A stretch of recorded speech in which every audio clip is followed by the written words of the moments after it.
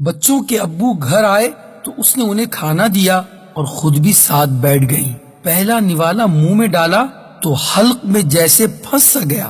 تھوڑا پانی پیا تو نوالا نیچے گیا۔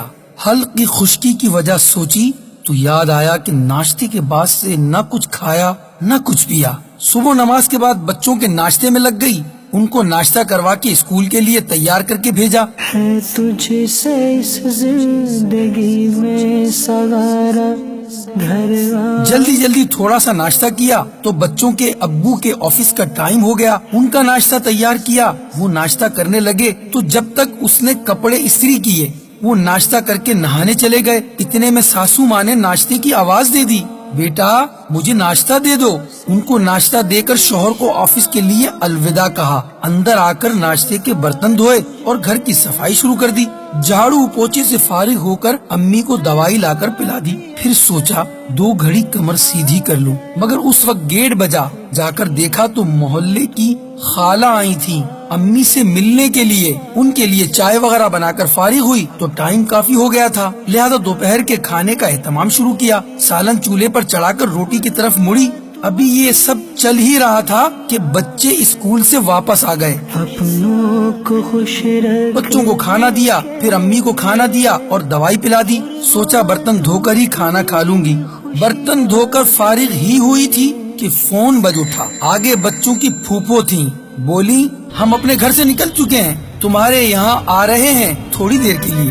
بس پھر کیا تھا، کھانا وانا سب بھول گئیں اور ان کی دعوت کا انتظام شروع کر دیا۔ اپنوں کو ان سے فارغ ہونے تک شام کے 5 بج گئے اور پھر شام کی چائے وغیرہ کا چکر شروع ہوا اور تقریباً 7 بجے پھپھو کو الوداع کہا۔ کمر ٹوٹ رہی تھی، سر درد کر رہا تھا، مگر سوچا بیٹھنے سے پہلے برتن وغیرہ نمٹا دوں، پھر کمر بھی سیدھی کر ہی لوں گی۔ ابھی برتنوں سے فارغ نہیں ہوئی تھی کہ شوہر صاحب آفس سے واپس تشریف لے آئے، ان کو پانی دیا۔ جب تک وہ فریش ہوئے یہ برتنوں سے فارغ ہو گئیں اور ان کو کھانا دیا اور خود بھی ساتھ ہی بیٹھ گئیں۔ ابھی پہلا نوالا لیا تھا جو حلق میں پھنس گیا۔ وجہ سوچی تو پورے دن کا منظر نظر میں گھوم گیا۔ ہے تجھ سے حلق میں نوالا پھنسنے کی وجہ سے آنکھوں میں پانی آ گیا۔ شوہر نے دیکھا تو بولا تم کیوں رو رہی ہو؟ اس نے کمال ضبط کا مظاہرہ کرتے ہوئے کہا کچھ نہیں ہوا۔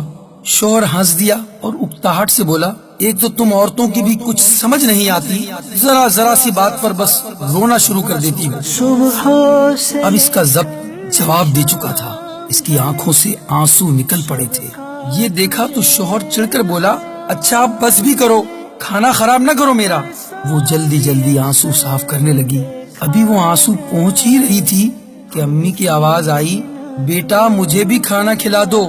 وہ اٹھی اور پھر اپنے کام کی طرف چل دی۔ کو خوش رکھ یہ ہمارے معاشرے کے تقریباً ہر گھر کا منظر ہے، لہٰذا اپنی بیویوں کا خیال کیجیے کہ وہ آپ کے بچوں کی آیا بھی ہے، استانی بھی ہے، گھر کی مالی بھی ہے، گھر کی چوکیدار بھی ہے، آپ کی خزانچی بھی ہے اور مالج بھی ہے۔